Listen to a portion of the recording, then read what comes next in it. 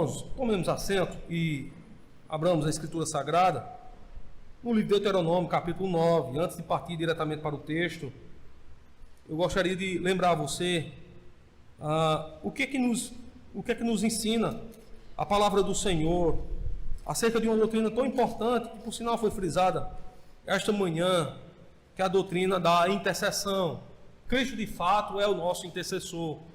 Veja, a causa de não sermos extirpados, destruídos, aniquilados diante da face de Deus é justamente essa: o Senhor usando de misericórdia para com o seu povo. E não pense que essa misericórdia se dá de outra forma, senão pelo exercício intercessor de Cristo.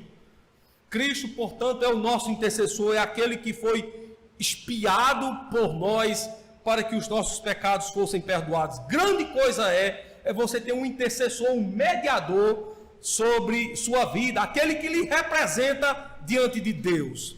Visto que nós temos uma causa que faz com que pecadores sejam drástica e duramente punidos, que é justamente o pecado. Pela manhã aqui nós tivemos aquela oportunidade de responder aquela pergunta: o que é que nos pode nos colocar distantes de Deus? Seria a doença, a enfermidade?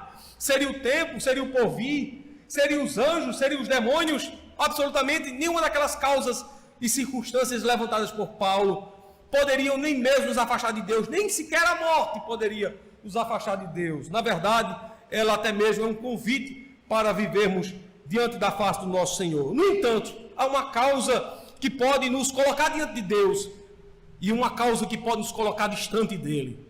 A causa, portanto, que pode nos colocar distante de Deus não é outra senão pecado. E pecado não confessado e pecado não perdoado. Isso pode fazer com que nós estejamos bem distantes do Senhor.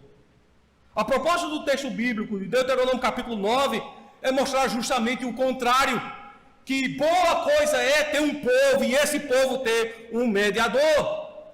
E aqui nós temos isso bem expresso e bem colocado nas palavras de Moisés, ao relatar a situação do povo de Israel, e especificamente a situação de Arão. Moisés justifica o meio pelo qual Arão não foi morto. Lembremos-nos do pecado. O povo pecou contra Deus, construindo para si, fazendo para si um ídolo, a quem fosse dado adoração. Ora, esse ídolo saiu literalmente nas mãos do sacerdote. Arão era o responsável. Deus, completamente irado com o povo que havia pecado contra ele, impele Moisés agora a descer o monte, portando sobre si as tábuas da lei, as tábuas do concerto, do pacto, da aliança que Deus fizera com os homens, que Deus fizera com o seu povo. Vendo, portanto, a indignação de Deus, Moisés irado contra o povo, agora lança-se de sobre si e destrói aquele bezerro, aquela imagem de fundição que representava um estado de adoração idólatra por parte do povo do Senhor. Mas já perceberam que, sendo o povo destruído, Arão, justamente Arão, aquele que por suas mãos foi tornado feitor, fabricador do ídolo, ele não perece, ele não morre, e ele permanece literalmente vivo, até mesmo fazendo sacrifícios pelo povo diante de Deus. Moisés agora justifica o meio pelo qual Arão permanece vivo. Depois, Moisés lembra a situação do povo, que ainda assim, tendo pecado contra o Senhor, em outras e diversas ocasiões, também permanece constante na presença de Deus. No entanto, o texto bíblico vai justificar isso. Não é porque Arão era o melhor entre os iguais, não é porque o povo era melhor do que os diferentes. Não, irmãos. Arão não permaneceu vivo porque era o melhor entre os iguais, e o povo não permaneceu constante porque era o melhor entre os diferentes, as diferentes nações. Nós veremos aqui o texto bíblico, a gloriosa doutrina da expiação cumulada com a doutrina da mediação. Então, eu gostaria de ver com vocês aqui como se coloca a estrutura textual que nós temos diante dos nossos olhos, que vai do verso de número 12 ao verso de número 29, nós temos aqui 18 versos que nos ensinam categoricamente o que Deus deseja que os seus filhos saibam. Vejam só, irmãos, o verso de número 12 ao verso de número 14, aliás, ao verso de número 15, 16, aliás, verso de número 12 ao verso de número 16, nós temos aqui a primeira parte estrutural do texto. É Moisés fazendo uma narrativa, dizendo que pecado trouxe a ira de Deus sobre os infratores. Que tipo de pecado poderia fazer com que Deus agora se rebelar, aliás, se levantasse contra o povo e literalmente os punisse? Segunda coisa, observem a partir do verso de número 17, como o pecado pode ser punido. Como o pecado pode ser literalmente afastado diante da presença de Deus. E para isso ele utiliza um método ou um meio. E não em vão, o verso de número 17 narra, portanto, o que narra. E esse verso 17, irmãos, ele segue essa descrição, aliás, descrição de ira, por sinal. Essa descrição de ira até o verso de número 23. Depois disso, nós temos uma descrição daquilo que Deus fez entre as nações. Então, toda essa estrutura aqui, postada diante do texto, irmãos, nos ensina um ponto focal. O que Deus requer, literalmente, do seu povo. O texto bíblico diz assim, na primeira parte. E o Senhor me disse: levanta-te e desce depressa daqui, porque o teu povo... É interessante essa descrição aqui, uma vez que até esse ponto Deus tinha tratado o povo dele, mas pecando é o teu povo. Aqui nós notamos claramente um senso de espírito que havia do Senhor ao ver o deflagrar de pecados cometidos pela nação. Porque o teu povo, e não o meu povo, que tiraste do Egito, já se tem corrompido, cedo se desviaram do caminho que eu lhes tinha ordenado, fizeram para si uma imagem de fundição. O texto do verso 13 ainda diz: falou-me ainda o Senhor dizendo: atentei para este povo, e eis que é um povo obstinado. A descrição aqui de obstinado é a mesma descrição anterior, um povo de coração duro, ou de coração ímpio. A semelhança aqui é ao coração de Faraó. Então, tal qual Faraó, assim é o povo. E tal qual Faraó, que foi destruído pelas águas, as águas do mar, assim também o povo deveria ser destruído. Ou seja, o fim de Faraó deveria ser o fim do povo. Veja, nós estamos falando de homens e de mulheres que têm o seu coração endurecido, ainda que andem na presença do Senhor. Não é uma novidade, que nós podemos ver isso também, ainda que na igreja de Cristo.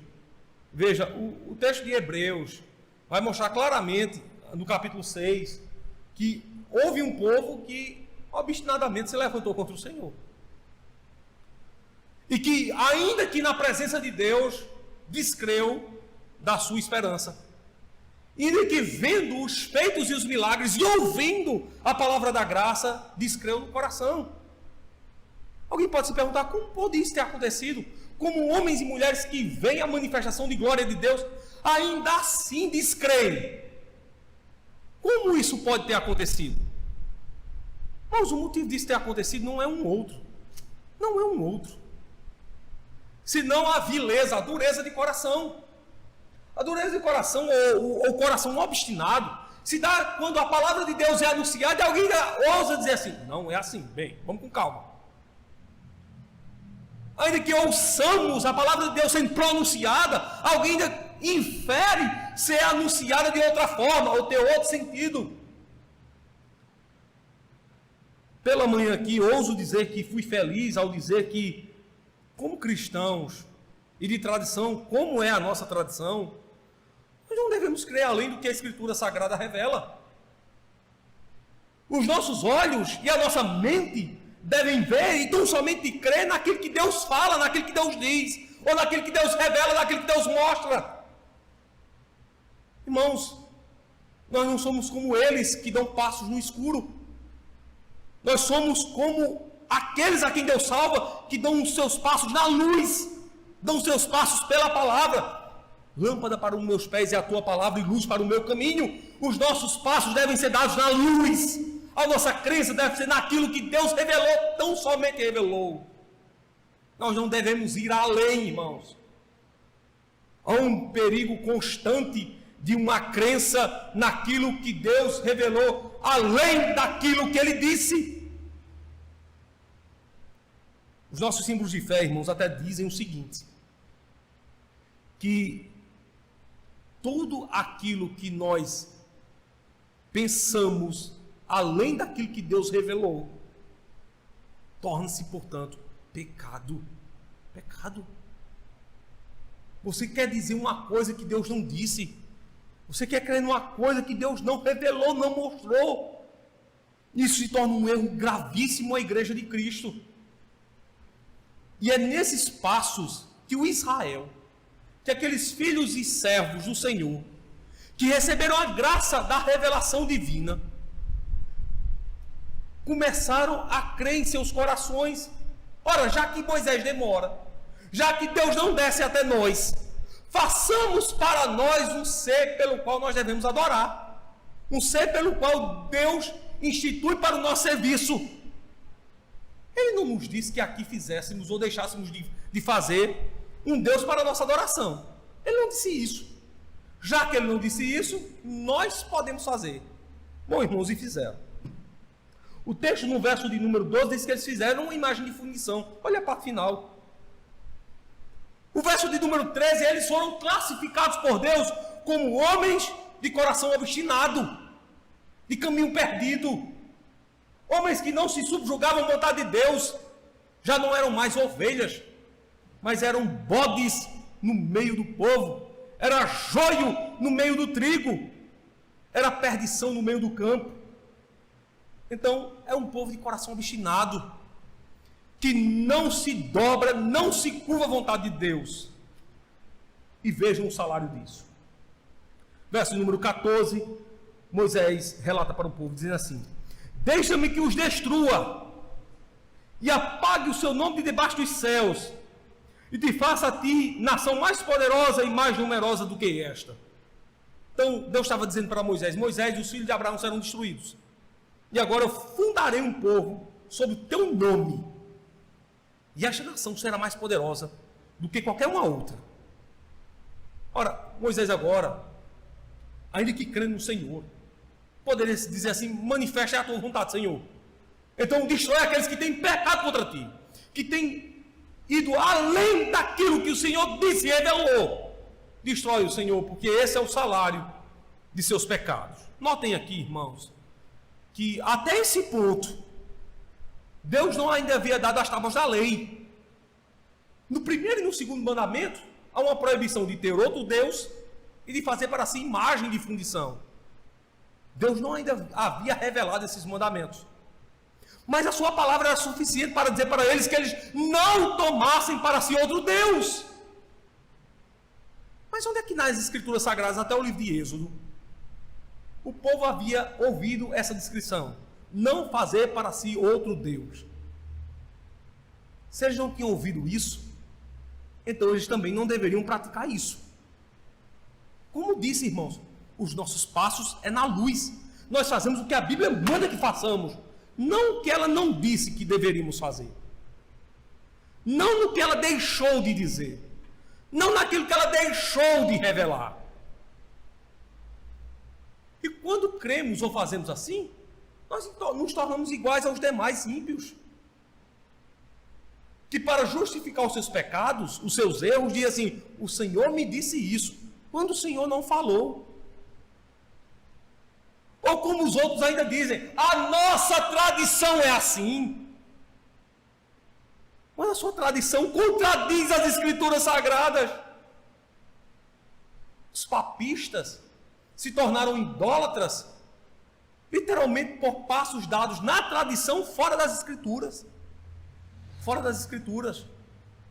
E nós nos tornamos idólatras também, quando nós fundimos para si o nosso bezerro de ouro, que é o nosso pensamento, que manda que façamos coisas ou que creiamos em algo que não está firmado na palavra do Senhor.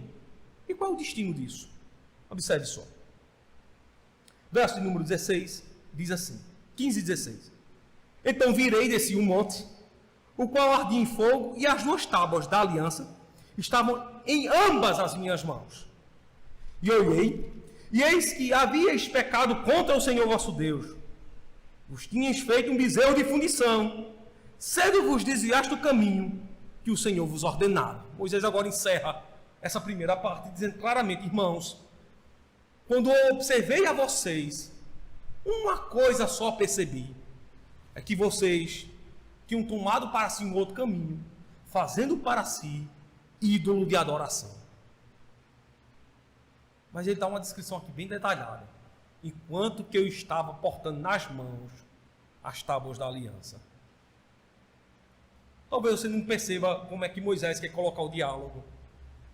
Ele está dizendo assim para o povo, enquanto vocês pecavam, Deus nos dava a bênção da palavra. Enquanto vocês se rebelavam contra Deus, eu portava o produto do prêmio. Eu portava as tábuas da aliança. Enquanto vocês eram infiéis, veja, eu estava com a modalidade da fiança. Eu estava com a fidelidade de Deus em mãos. Eu estava com as tábuas da lei. É como se Moisés dissesse, se do vosso lado há infidelidade, do lado do Senhor, a fidelidade total e completa. Eis, portanto, o anúncio do fim. Verso número 17. Moisés diz, então peguei as 2 tábuas e arrojei de ambas as minhas mãos e quebrei diante dos vossos olhos. E me lancei perante o Senhor como antes, 40 dias e 40 noites, não comi pão e não bebi água, por causa de todo o vosso pecado que havíeis cometido, fazendo todo o mal aos olhos do Senhor, para provocar a ira. Ao quebrar as tábuas da lei, Moisés estava dizendo, nós quebramos o concerto, nós quebramos a aliança, nós quebramos o pacto que tínhamos com Deus. E agora ele justifica isso, diz assim, portanto me coloquei mais uma vez 40 dias e 40 noites perante o Senhor. O ato aqui é literalmente colocando-se para interceder. Veja, o povo pecou contra Deus, o símbolo desse pecado, Moisés quebra as tábuas da lei. Portanto, se a lei foi quebrada, se a aliança foi quebrada, qual é o resultado disso? Bora lembrar? São filhos de Abraão. Deus coloca a sua em Abraão, parte os animais no meio, passa entre os animais que foram partidos ao meio e traz uma mensagem para Abraão. Aconteça contigo o que aconteceu a esses animais, se você quebrar a aliança, quebrar a lei. O que é que vai acontecer com o povo? O que aconteceu com os animais? Serão mortos, partidos ao meio. Eis a graça de você agora ter um mediador. E Moisés vai dizer assim, por que é que vocês todos não foram partidos ao meio, não foram mortos? Moisés agora começa os passos dos atos de justificação do povo e diz o seguinte, verso de número 19, porque temi por causa da ira e do furor, com que o Senhor tanto estava irado contra vós para vos destruir, porém ainda por esta vez o Senhor me ouviu. Também o Senhor se irou muito contra Arão para destruir. Olha o que é que ele diz, mas também orei por Arão ao mesmo tempo. Moisés agora diz, o motivo pelo qual o povo e Arão não foram aniquilados é porque eles receberam a minha intercessão. Mas percebam, nesse pecado, uma parte considerável do povo foi destruída. A terra os tragou, os tomou para si. Literalmente foram consumidos pelo fogo, consumidos pela ira de Deus. Agora a resposta está sendo dada. Por que que Arão não foi morto? Porque, literalmente, alguém intercedeu por ele. Irmãos, tão idólatras nós somos às vezes como foi Israel anteriormente. E como nós bem sabemos, já que não existe classificação de pecado, pecado menor e pecado maior, quantos pecados nós não temos cometidos diariamente? E alguém pode dizer assim: e por que é que a semelhança daqueles nós não somos consumidos? A resposta é, irmãos, porque a semelhança de Arão, nós possuímos um intercessor. Porque assim como Arão não foi morto por causa da intercessão de Moisés, assim não somos mortos por causa da intercessão de Cristo sobre nossas vidas. Portanto, não houve nenhuma beleza atroz em Arão. Ele não era o melhor entre os iguais, entre os levitas. E o povo não era o melhor entre os diferentes, entre as diferentes nações. O que houve aqui no texto foi uma descrição clara de uma intercessão em favor de pecadores, assim como Cristo por nós intercede, sendo nós ainda pecadores. Eis o motivo pelo qual, irmãos, como crentes, nós não abandonamos o barco da fé. E como crentes, nós não somos destruídos. Porque o Senhor, que conosco está, no meio do barco, Ele ainda acalma as tempestades da ira de Deus que poderia vir sobre nós. Paulo, falando sobre a constância da intercessão de Cristo, ele nos coloca em oração perante o Senhor, dizendo: por esta causa me coloco de joelhos.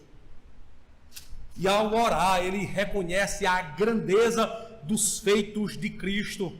Em Filipenses capítulo 2, verso de número 5, ele descreve a pessoa, a identidade de Cristo. Sendo Deus, não teve por usurpação ser igual a Deus, mas tomando a forma de servo, humilhou-se. E depois Paulo vai dizer que ele sacrificado foi pelos nossos pecados.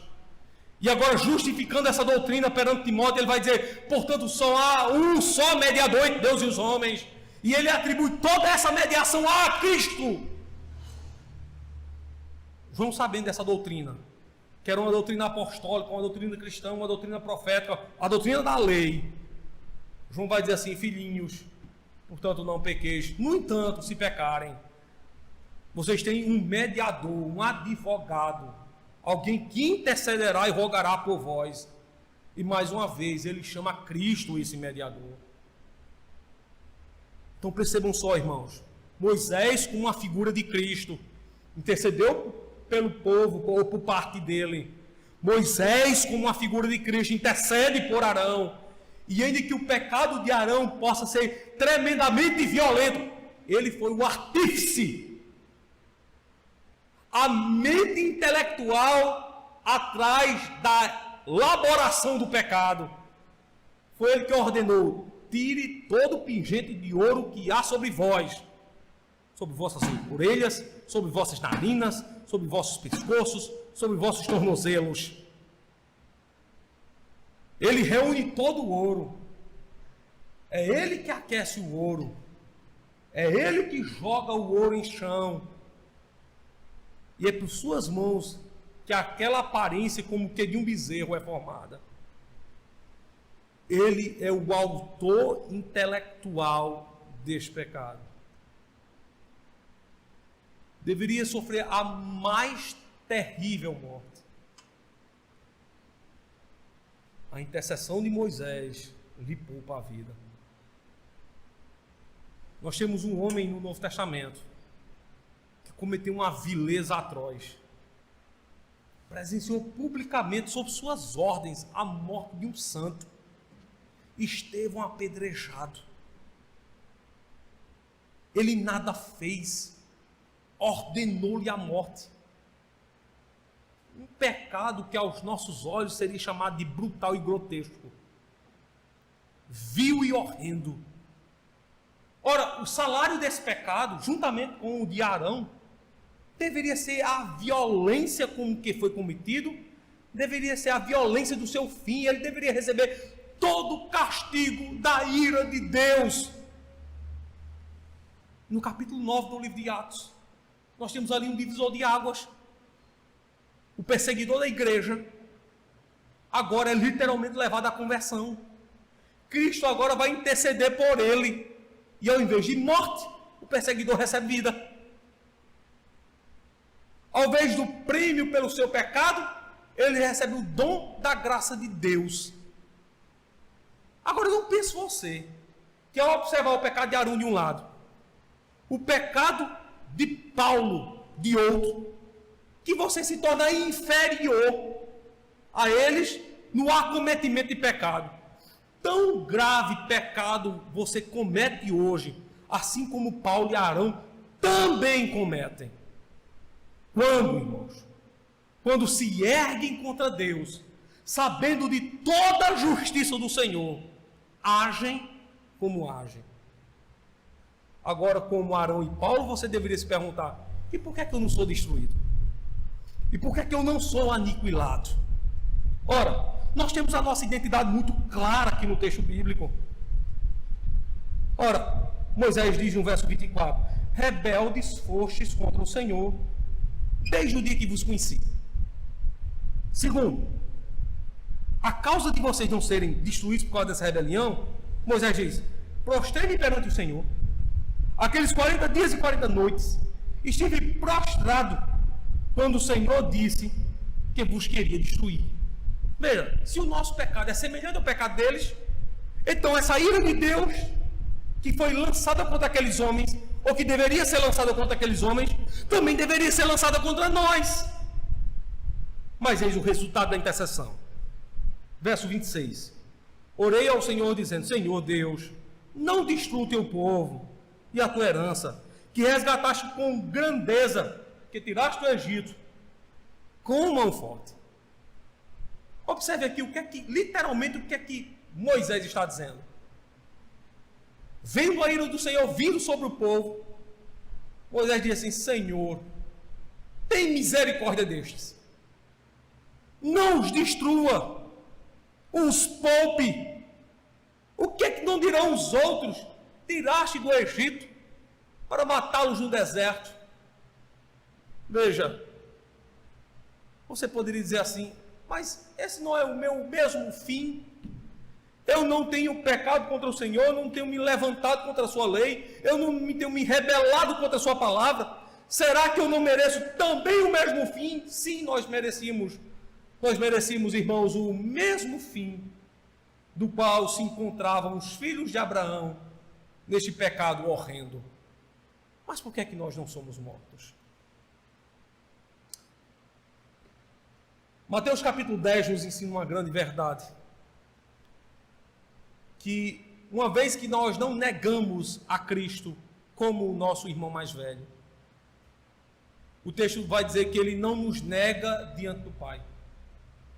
Pelo contrário, ele não somente não nos nega, mas nos confessa diante de Deus. Porque nós ainda hoje fazemos como diz Romanos 10:9. Nós confessamos com os nossos lábios a Cristo e acreditamos na glória da sua ressurreição e poder. E porque nós confessamos a Cristo, nós somos confessados por Cristo. E porque nós confessamos a Cristo, nós recebemos a mediação dele. E ao recebermos a mediação de Cristo, nós lançamos para longe de nós o fruto e o resultado da ira de Deus. A causa de nós não sermos destruídos, a semelhança dos filhos de Abraão, não é que nós somos um povo mais forte que os demais. Não é que nós temos mais poder que os demais. Não é porque nós somos mais belos do que os demais, ou mais grandiosos do que os demais. Mas porque o Senhor usou de misericórdia para conosco, ouvindo a oração de Cristo. E qual a certeza que nós temos de que Cristo será ouvido por Deus?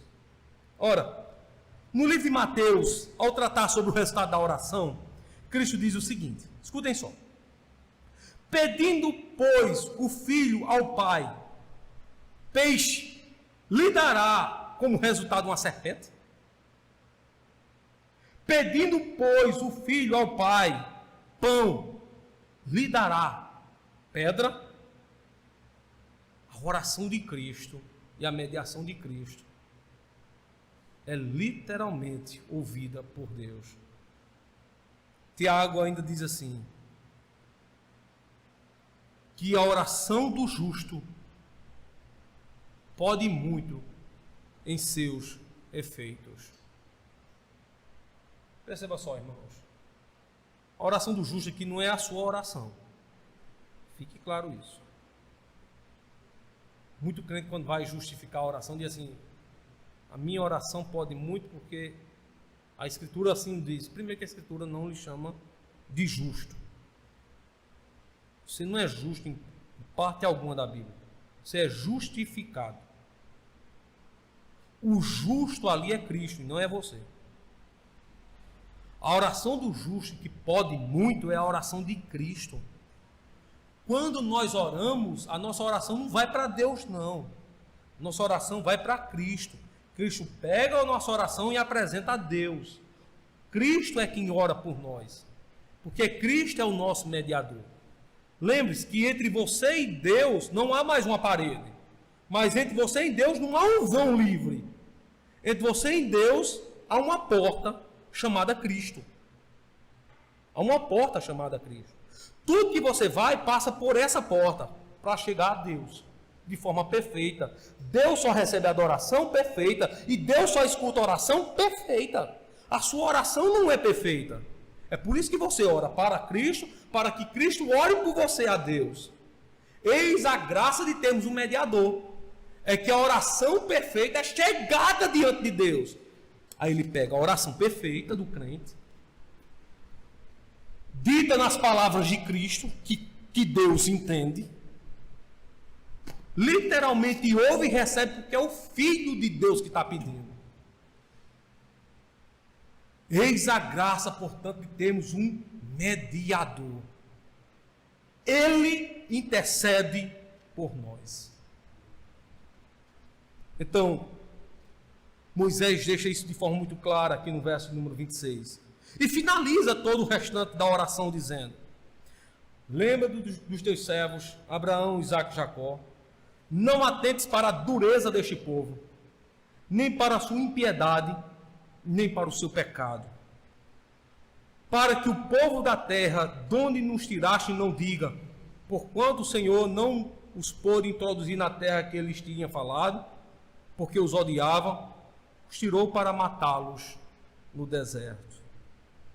É como se os ímpios dissessem acerca de nós: ora, por que adiantou ser crente, se aqueles crentes foram resgatados por Deus e pereceram nas trevas? Eles era melhor ter perecido entre nós. Nem gozaram dessa vida e nem gozarão da vindoura. Pensa numa dupla tragédia, né? Veja, você tem toda a vida para você gozar, da forma mais equivocada possível. Aí você não goza, porque você é crente. Aí depois você recebe o resultado. E ainda assim não vai para a glória, vai para a perdição. Você sabe, agora foi tudo. Eu poderia ter gozado alguns anos de impiedade e não gozei. Poderia gozar a eternidade diante do Senhor e não gozei. O que adiantou minha vida? Os ímpios poderiam dizer isso de você. Assim como diriam de Israel: tirou o povo do Egito para matar no deserto, dizendo que introduzir na Terra Santa. Semelhante aos crentes, tirou do mundo, dizendo que introduzir na glória, e mesmo assim eles pereceram no inferno. Veja, irmãos, na oração de Moisés, ou na oração intercessória de Moisés, não é Deus que está mudando, mas é o próprio Moisés que está mudando. E é o próprio povo que muda. Ao fazer essa oração de intercessão, Moisés está mostrando para o povo que Deus exige dele que eles vivam vida santa.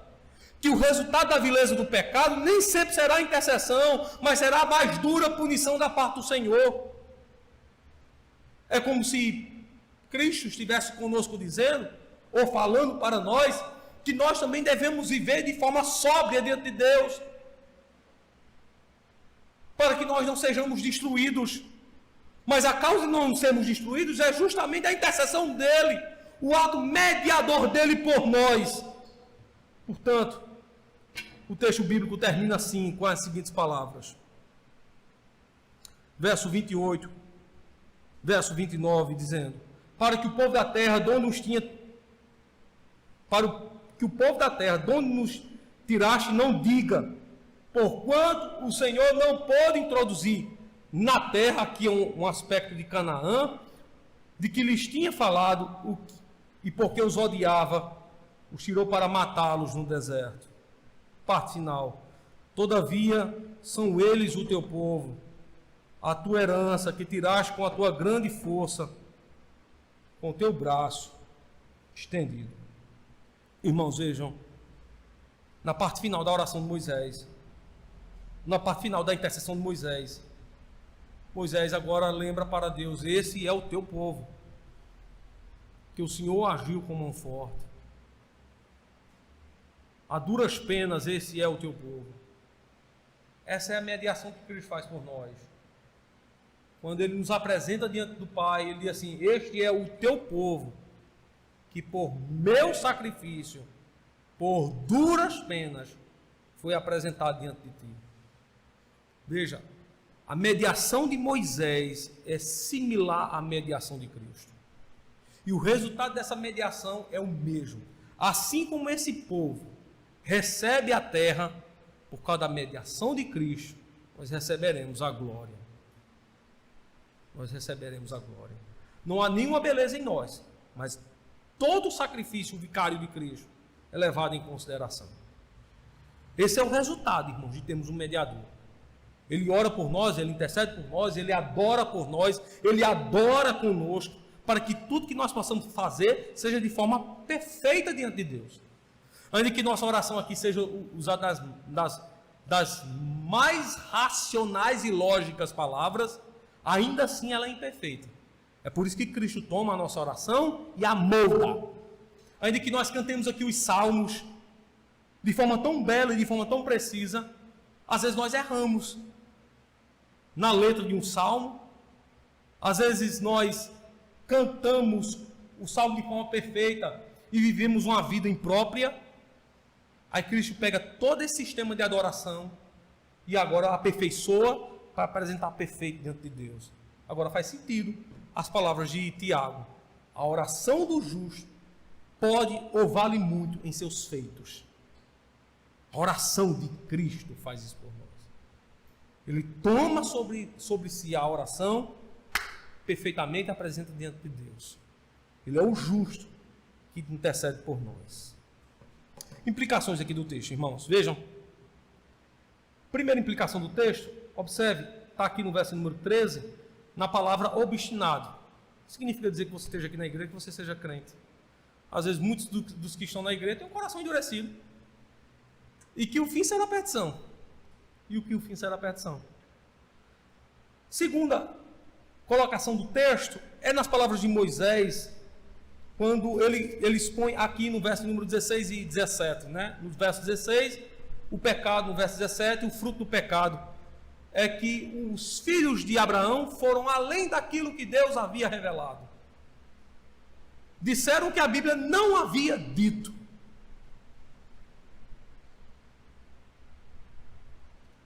É falar aquilo que a Bíblia não disse. João, no livro de Apocalipse, disse assim: maldito aquele que acrescentares alguma palavra ao livro desta profecia. Não creia além daquilo que a Escritura Sagrada lhe impõe. Lembre-se, se a Escritura, a palavra de Deus é a luz, é na luz que devemos andar. Todo aquele que anda além da luz, anda nas trevas. Lembre-se disso. Lembre-se disso. Não tire isso do seu coração. Não tire isso do seu coração. É a segunda implicação direta do texto. E a terceira implicação direta do texto é justamente esse que está sendo narrado aqui, portanto, nos versos de número 21, 25 e 26.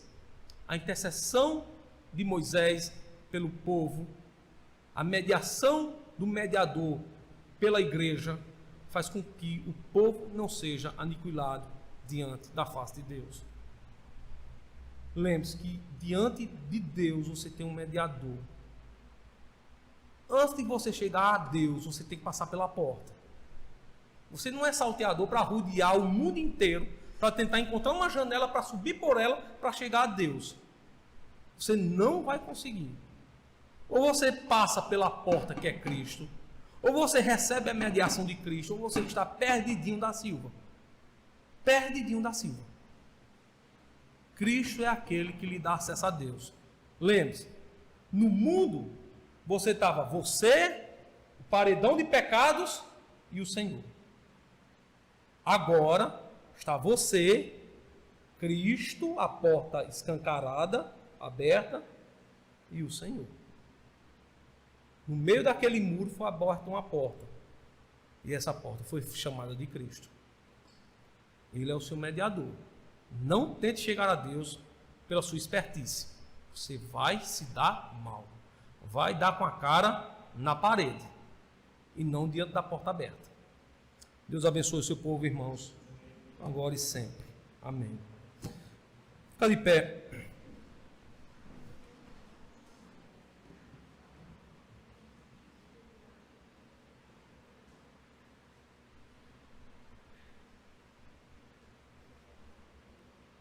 Irmãos, nesse momento, nós vamos fazer a oração final.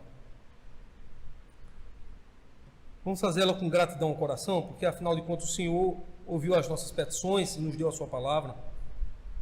Vamos receber a bênção divina e em seguida vamos cantar o cântico do número 159 do nosso inário. Soberano Senhor, nós te agradecemos e o nosso coração está grato a Ti por teu cuidado, pela forma providente como o Senhor tem nos ajudado, pela forma como o Senhor tem nos guiado na Tua justiça. O nosso coração realmente se alegra. Agora, Senhor, continua abençoando o Teu povo, fortalecendo a Tua igreja, ajudando o Teu povo a Te servir verdadeiramente, conforme o Senhor mesmo tem ordenado. Abençoa, Senhor, aqueles que são chamados pelo Teu nome, para Te servirem, para Te adorarem, para fazerem aquilo que o Senhor ordena. Nós Te agradecemos, Senhor, porque Tua palavra não nos tem faltado, ela tem nos ensinado o reto caminho da Tua justiça, o reto caminho Teu. É a nossa oração e pedido que fazemos em nome de Cristo Jesus, o Teu Filho amado, nosso Senhor, que vive, que reina para todo sempre. Amém.